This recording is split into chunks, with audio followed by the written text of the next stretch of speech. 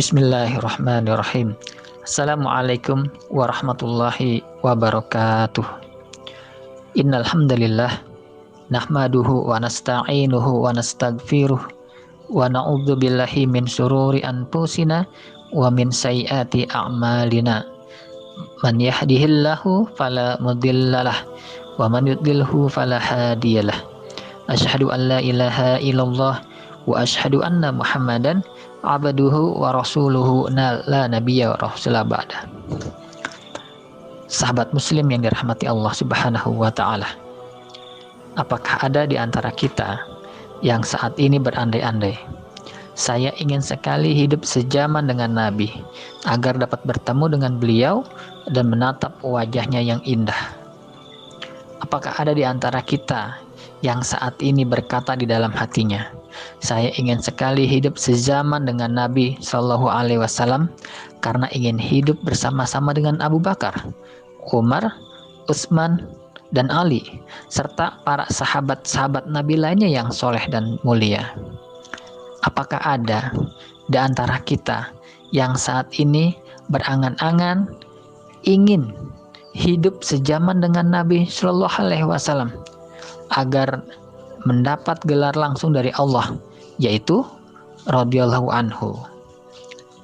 Tapi sahabat muslim dirahmati Allah Subhanahu wa ta'ala, apakah ada jaminan dari Allah jika kita hidup sejaman dengan Nabi, kita akan menjadi pengikut Nabi Shallallahu Alaihi Wasallam?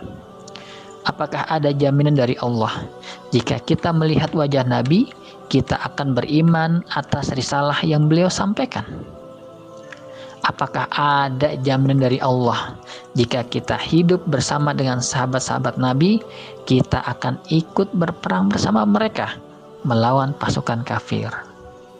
Sahabat muslim yang dirahmati Allah Subhanahu wa ta'ala, bisa jadi saat kita hidup sejaman dengan Nabi, kita adalah orang yang ikut menentang risalah yang beliau sampaikan. Bisa jadi jika kita hidup sejaman dengan Nabi, kita berada dalam barisan orang-orang yang berperang melawan Nabi Shallallahu Alaihi Wasallam. Dan bisa jadi saat kita hidup sejaman dengan Nabi dan para sahabatnya, bukan gelar radhiyallahu anhu yang kita dapatkan, tapi mungkin gelar musyrikin atau munafikin.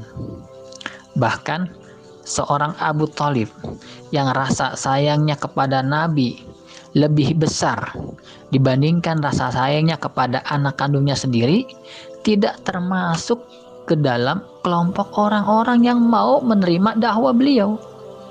Pengorbanan Abu Thalib yang begitu besar untuk Nabi ternyata tidak menjamin Allah memberikan hidayahnya kepada Abu Thalib.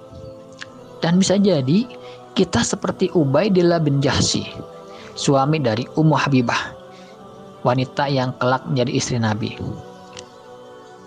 Itu suaminya murtad, masuk ke dalam agama Nasrani saat berhijrah ke negeri Habasyah. Sahabat muslim dirahmati Allah Subhanahu wa ta'ala, marilah kita bersyukur walaupun saat ini kita tidak sejaman dengan Nabi, tidak melihat wajahnya, dan tidak berada di tengah-tengah sahabatnya yang soleh, tapi kita masih beriman atas risalah yang beliau sampaikan.